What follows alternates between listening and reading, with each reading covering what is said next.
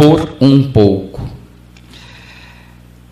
E a inspiração do Emmanuel para escrever esse texto foi a carta de Paulo aos Hebreus, capítulo 11, versículo 25, onde diz o seguinte: escolhendo antes ser maltratado com o povo de Deus do que ser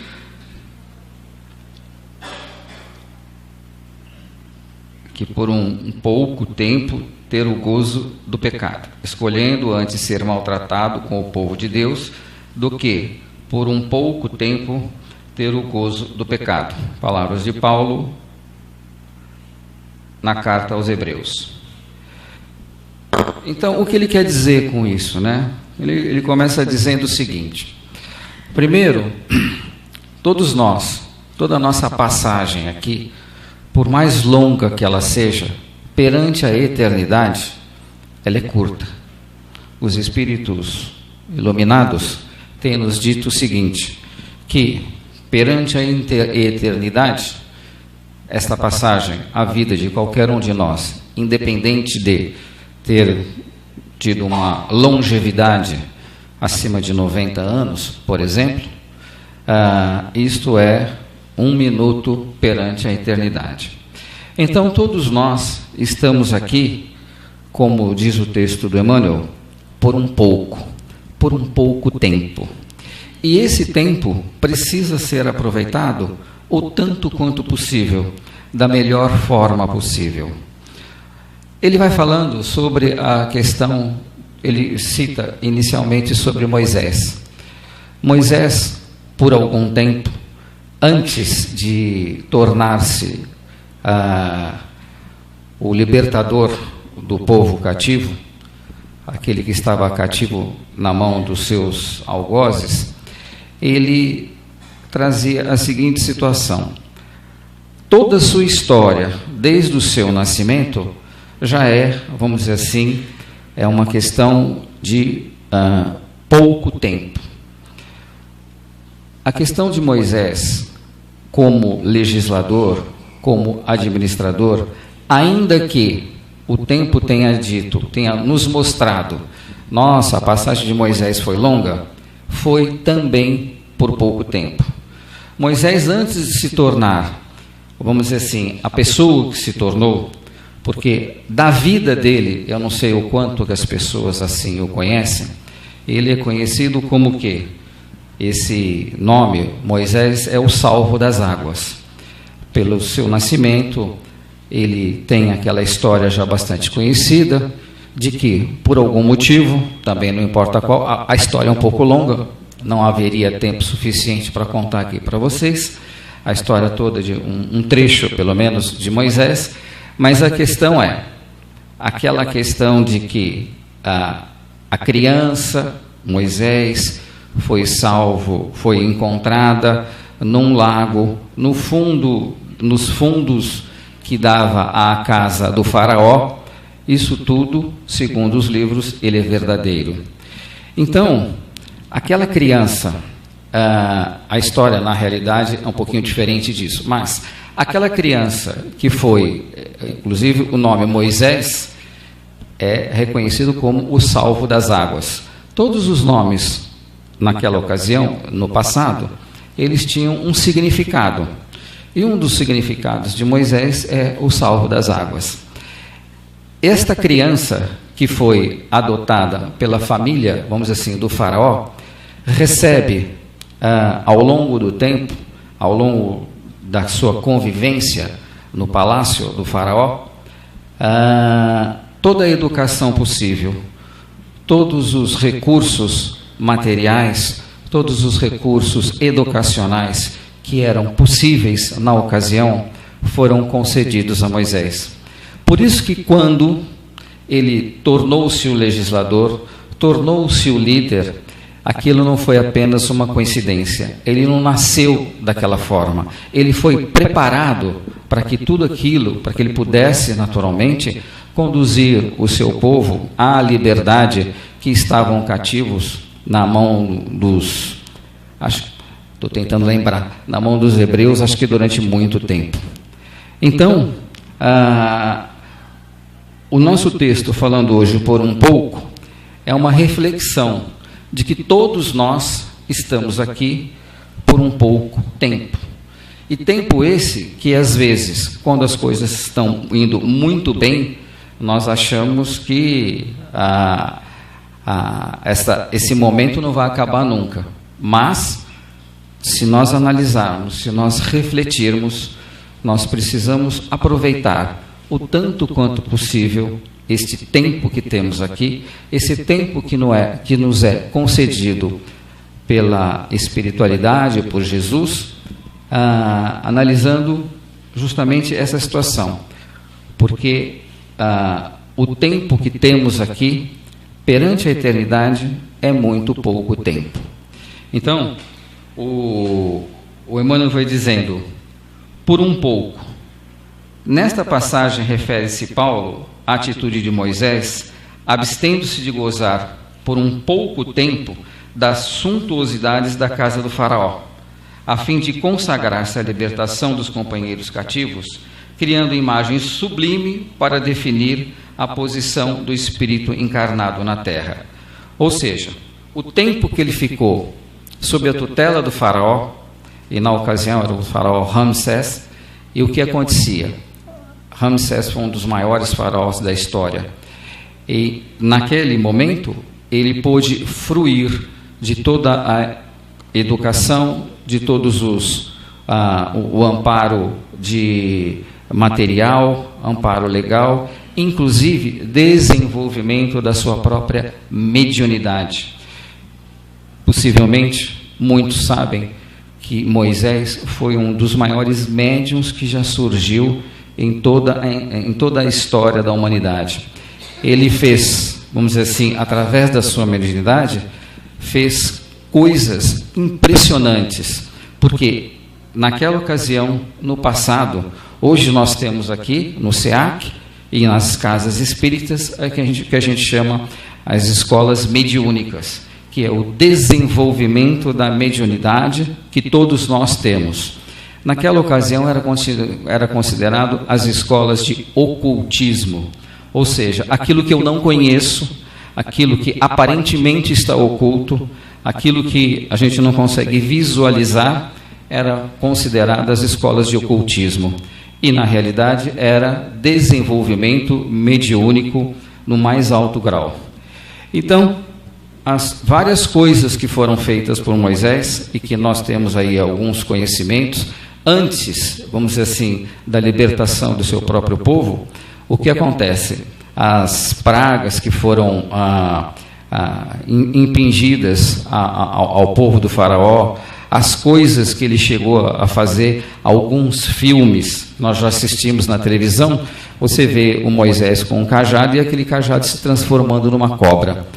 Então, algumas coisas que aconteceram dentre essa sua passagem, o que acontece? Muitos foram, vamos dizer assim, desenvolvimentos mediúnicos. Se vocês me perguntarem, será mesmo possível que o Moisés, em algum momento, apenas com um cajado, pudesse transformar o seu cajado numa cobra? Será mesmo isso possível? A resposta é, não sei. Contudo, a história nos traz essa situação. Agora, que os nossos irmãos do alto, que os nossos irmãos da espiritualidade são capazes de fazer coisas, de nos ajudar a fazer coisas impressionantes, isto é verdade. Por quê? Cada médium, e o Moisés era um médium de altíssima categoria, tinha a capacidade de promover uma série de coisas que nós, vamos dizer assim, com o nosso conhecimento mediúnico, talvez não tenhamos a mesma capacidade, mesmo porque depende da mediunidade. Então vocês saberão, existem pessoas que têm mediunidade de cura, existem pessoas que podem e fazem, conseguem, vamos dizer assim, confortar a uma pessoa a uma certa distância. Existem pessoas que têm a mediunidade, vamos dizer assim, da materialização.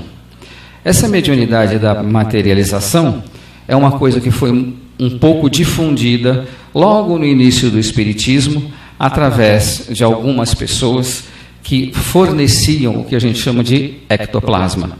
E através desse ectoplasma, a pessoa, o médium, se você tiver um médium de materialização, vamos dizer assim, as coisas elas conseguem de fato aparecerem aos nossos olhos, deixando uma coisa assim extremamente, vamos dizer assim, impressionado a todos que o veem.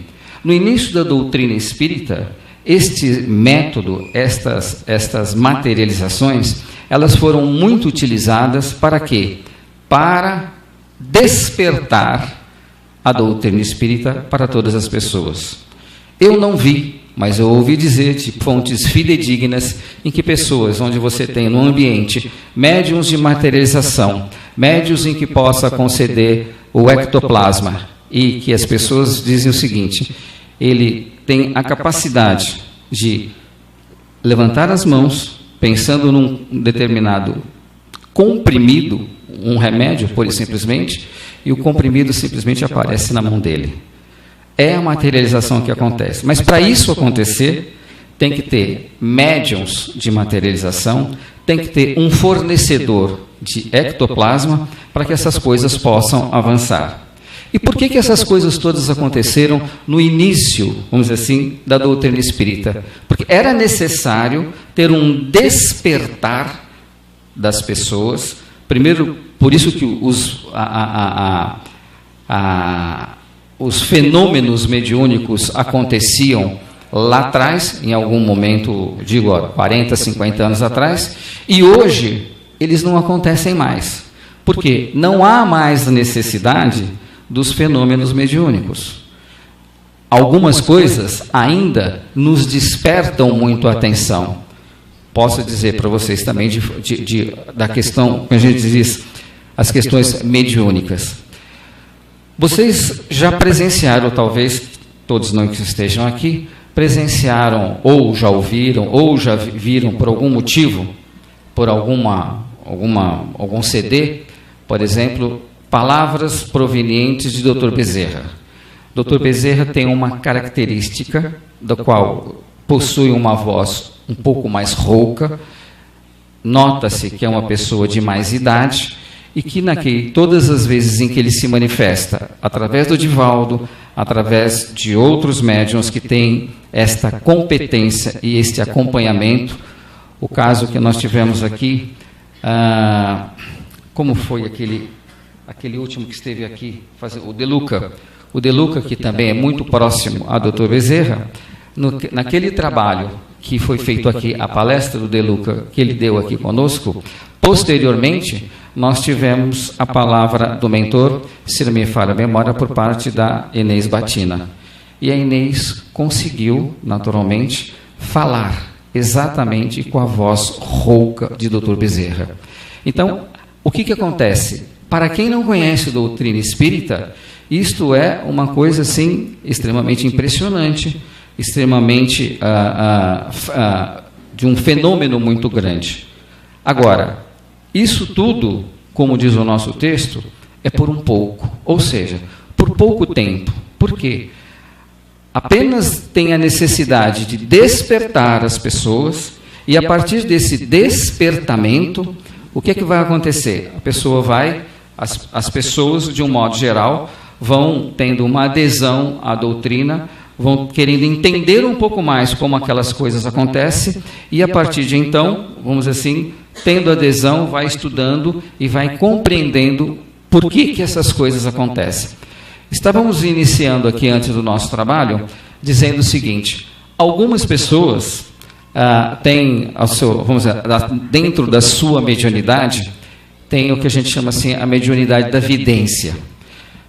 Todo mundo tem a mediunidade da vidência? Não. Algumas pessoas têm este tipo de mediunidade e eles visualizam alguma coisa.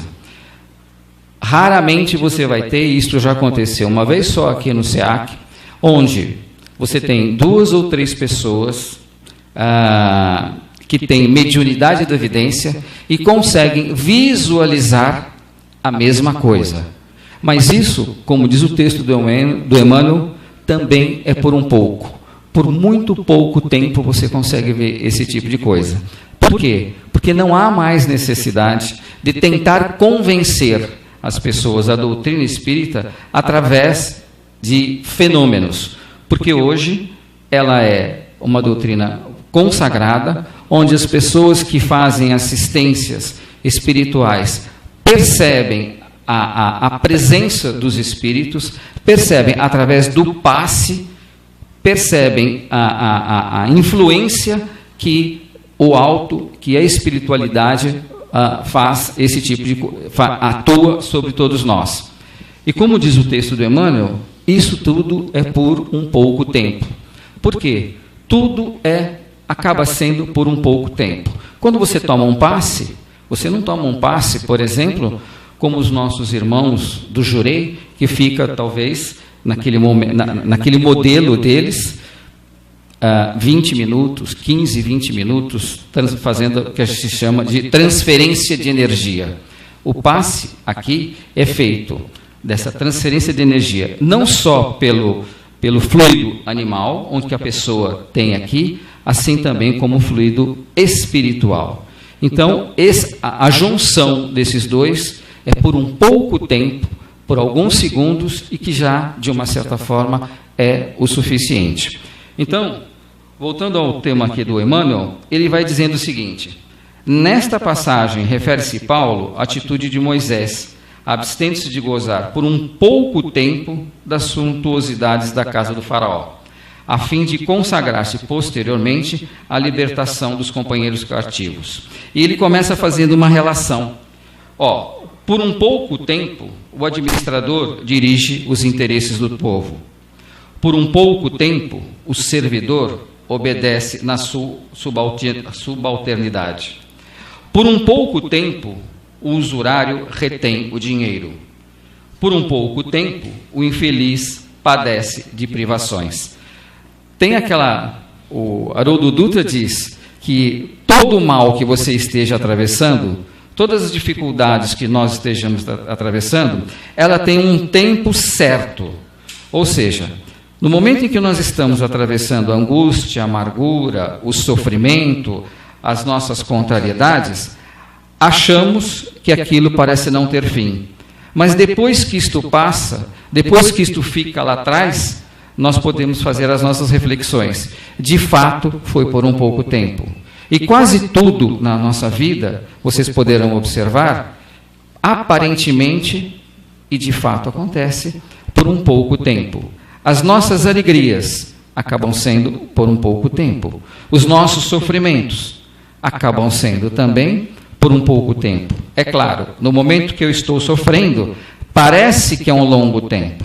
Passado a parte mais aquecida, vamos assim dizer, se você olhar para trás, você fala, bom, até que não foi tanto tempo assim, a espiritualidade e Jesus foi até bastante generoso comigo.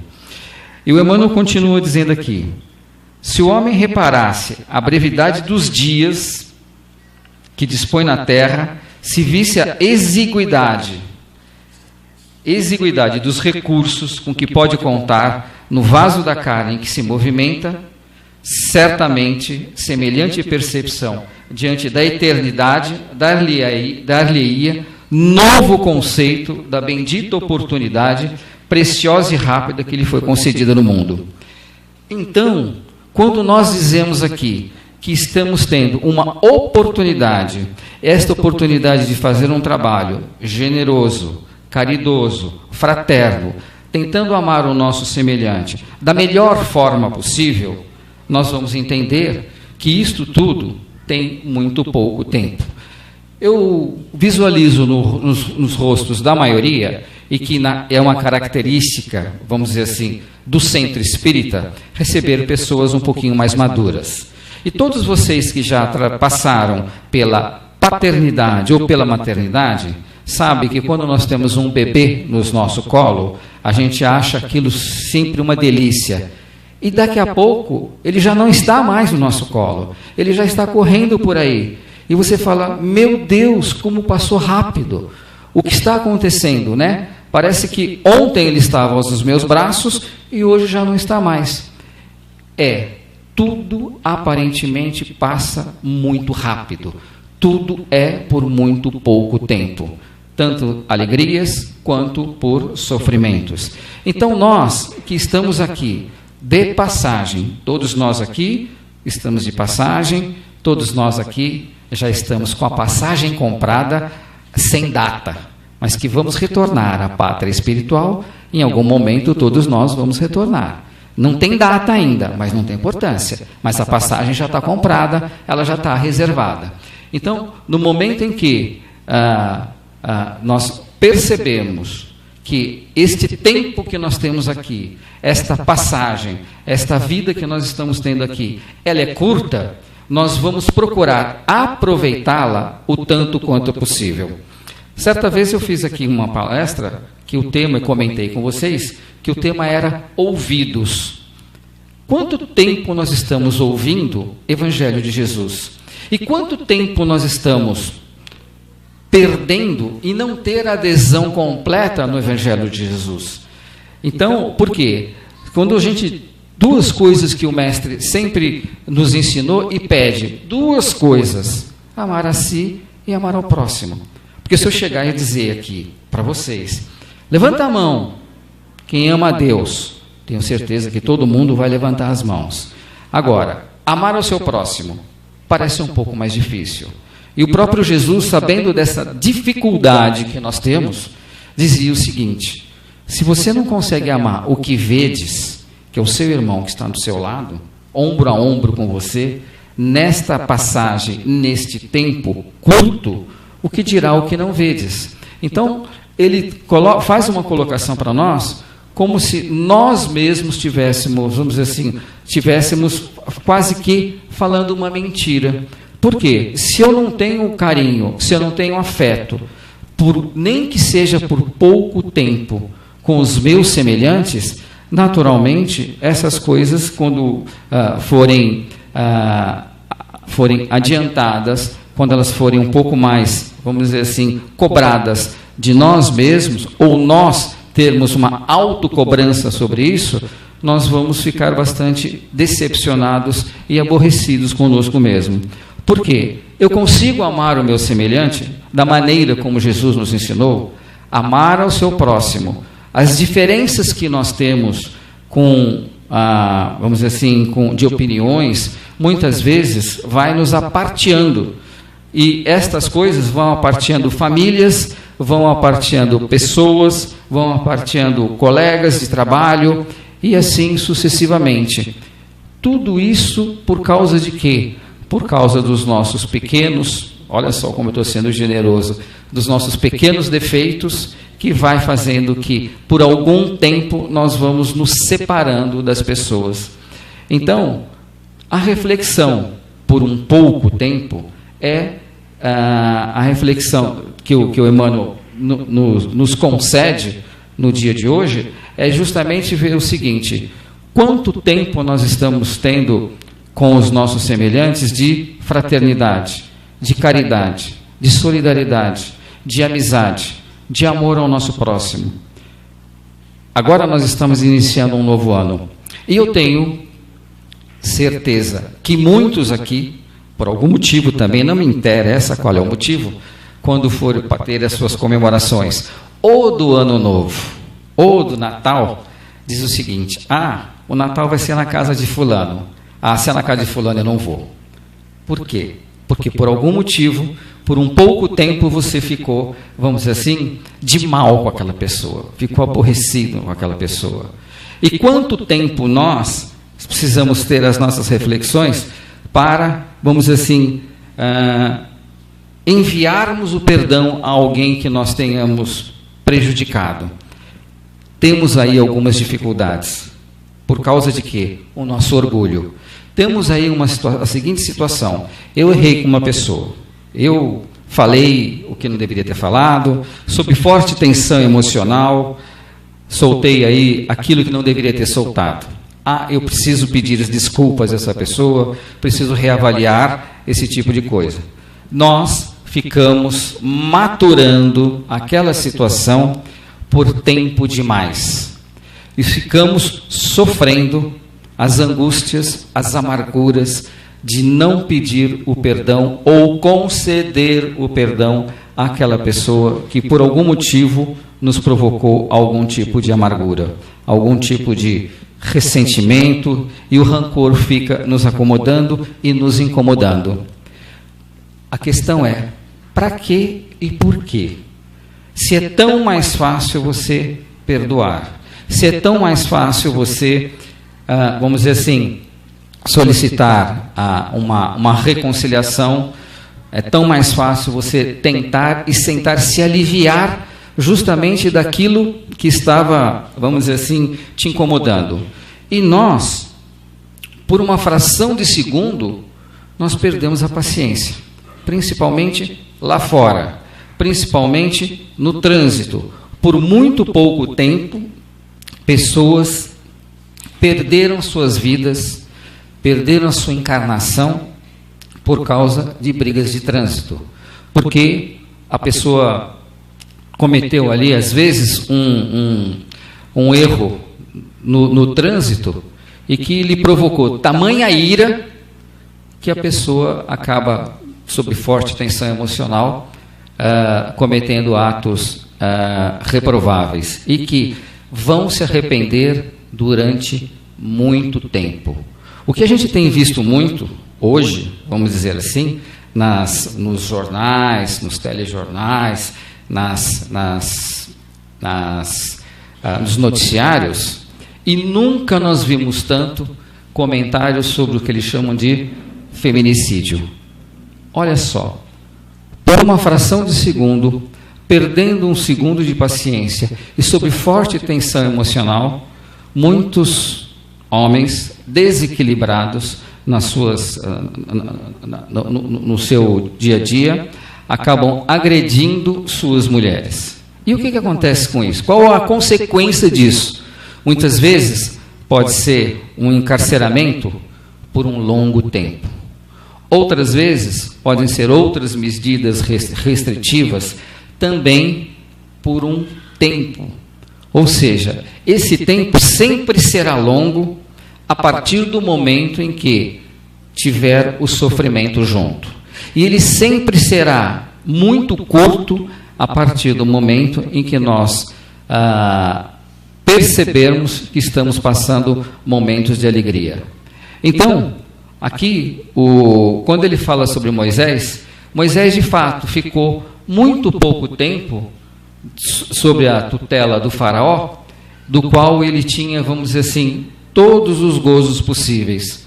Nós tivemos aqui, quando a gente fala da vinda de Jesus, que nós esperamos bastante a vinda de Jesus, e vocês sabem que a passagem dele para nós parece que ela foi muito rápida. Quanto tempo ele já esteve aqui? Todo mundo sabe, mais de 2000 anos. E quanto tempo nós estamos esperando para fazer o que ele nos ensinou? Eu costumo dizer, novamente, voltando à palestra que eu comentei com vocês, que o tema era ouvidos. Há quanto tempo estamos ouvindo o Evangelho de Jesus? Pode ser aqui no SEAC, pode ser na Casa Católica, pode ser na Casa Protestante, não importa. O ensinamento cristão é um só. Há quanto tempo estamos ouvindo amar ao seu próximo? Há quanto tempo estamos ouvindo trabalharmos na caridade, na fraternidade, na amizade? Porque se nós fizermos uma reflexão, uma pequena reflexão, o que nós possivelmente possamos ter feito de forma equivocada, por falta de conhecimento no nosso passado, a gente sabe, segundo a doutrina espírita, tudo merecerá em algum momento e no tempo certo uma reparação. Contudo, nós temos um texto do Emmanuel que diz o seguinte: remuneração espiritual. Vocês sabiam que existe isso? Remuneração espiritual? Ela funciona da seguinte forma. O Emmanuel nos traz o seguinte ensinamento: todas as vezes em que nós estivermos, vamos dizer, trabalhando na caridade, na fraternidade, na solidariedade, na amizade, no amor ao nosso próximo, nós estamos, de uma certa forma, reduzindo, minimizando, mitigando os nossos compromissos de em algum lugar do passado. Todas as vezes em que eu estiver trabalhando na caridade pelo meu próximo, e que, aí ele usa o seguinte termo, em que a providência da justiça divina venha nos cobrar alguma coisa, aí ele diz, quando a espiritualidade manda o oficial de justiça fazer uma cobrança em cima de você, e se ele te encontrar trabalhando na caridade, na fraternidade, na amizade, no amor ao próximo, aquela cobrança será suspensa por tempo indeterminado. Então imaginem vocês, todos nós temos reparações a serem feitas, todo mundo tem consciência disso. Mas se eu estiver trabalhando na caridade, se eu estiver trabalhando com amor ao próximo, ao meu semelhante, esta cobrança, vamos assim dizer, este oficial de justiça espiritual, ele será, vamos dizer assim, nos distanciado o tanto quanto possível. E muito provavelmente, se durante o tempo, que é pouco, que você estará trabalhando na caridade, talvez a sua dívida seja completamente extinguida. Não é uma coisa sensacional saber desse tipo de coisa? Que quanto mais eu me dedicar ao meu próximo, quanto mais eu me dedicar ao meu semelhante, e essas questões do tempo e do espaço que eu possa fazer para ajudar o meu semelhante, é sempre por muito pouco tempo. Só para vocês terem uma ideia, já colocaram a música. Eu vim aqui, já falei para vocês, o expositor hoje era o Andrezão. Não sei o que aconteceu, não importa, o Andrezão não chegou. Eu li o texto aqui um pouquinho, em mais ou menos uns 5, 10 minutos. E fiquei pensando com meus botões e com os espíritos ao meu lado. Meu Deus, são 40 minutos de palestra. Vejam vocês. E os espíritos estão falando, é pouco tempo, Geraldo. É pouco tempo. Vai lá, solta o verbo e veja o que você consegue fazer. Então, meus amigos, colocou a música, louvado seja. Acabou o tempo. Então aquilo que eu achei que ia ser um sacrifício enorme, graças a Deus a espiritualidade esteve aqui do meu lado, fazendo com que eu conseguisse entreter vocês por algum tempo, e que foi por muito pouco tempo, para que nós possamos aqui receber, todos vocês receberem os tratamentos espirituais que a espiritualidade esteve aqui. Para que isso acontecesse, alguém precisava estar aqui falando para que os nossos irmãos pudessem trabalhar. Eu vou agradecer a Deus, a toda a espiritualidade e ao meu coraçãozinho que está bom, porque de uma certa forma é um pouquinho de ansiedade, mas foi só por um pouco tempo. Bom dia a todos e até a próxima, se Deus quiser.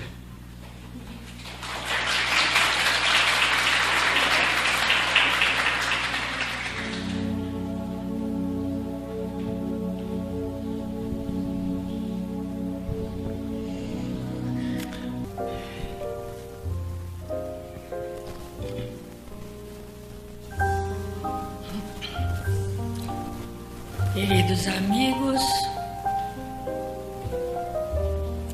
que a paz de Jesus esteja com todos nós. Ouvimos nessa manhã que por mais que vivamos, o nosso tempo é curto nesta caminhada. Diz o filósofo que nós viajamos num trem e que não sabemos quando chegará a estação que devemos descer. Quando entramos nesse trem, recebemos um manual do que devemos ou podemos fazer e o que não devemos e o que não podemos fazer. Será que convivemos bem com os passageiros do nosso vagão? Será que cuidamos dos nossos familiares, principalmente dos nossos filhos, para eles não se perderem nessa viagem? Será que deixamos o nosso vagão intacto, bem arrumado, bem limpo, bem arejado? Será que conseguimos ver a beleza da paisagem? Será que aproveitamos essa viagem para conhecermos e evoluirmos tudo aquilo que nos é proporcionado? Queridos, não há alegria maior do que terminarmos a nossa viagem em paz, com a nossa missão cumprida, e olharmos para trás, veremos somente as coisas boas que usufruímos e que transmitimos. Que coisa triste se olharmos para trás e vermos coisas tão erradas que deixamos no vagão que viajamos e que temos que arcar com a responsabilidade daquilo que fugimos ao manual que recebemos. Queridos, vamos aproveitar da melhor forma essa viagem maravilhosa que o Pai de Misericórdia dá oportunidade a todos nós. Vamos aproveitá-la com amor. Vamos a ver todas as belezas que vamos encontrar pelo caminho. Porque o Pai não se esqueceu de dar toda a beleza que podemos usufruir. Nossos rios, nossas matas, os pássaros, os animais, nosso lar, nossos familiares. Vamos cuidar muito bem de tudo isso e vamos agradecer ao Pai toda essa beleza e vamos nos sentindo felizes porque esse planeta lindo, azul, é a nossa casa e podemos usufruir de toda a beleza. Não vamos ver as coisas negativas, as coisas ruins. Vamos voltar os nossos olhos para as belezas que nos rodeiam. E assim, a nossa vida, a nossa saúde, a nossa tranquilidade fará parte da nossa caminhada. Que Jesus abençoe a todos e lhes dê uma viagem de muita alegria e de muita beleza, com a graça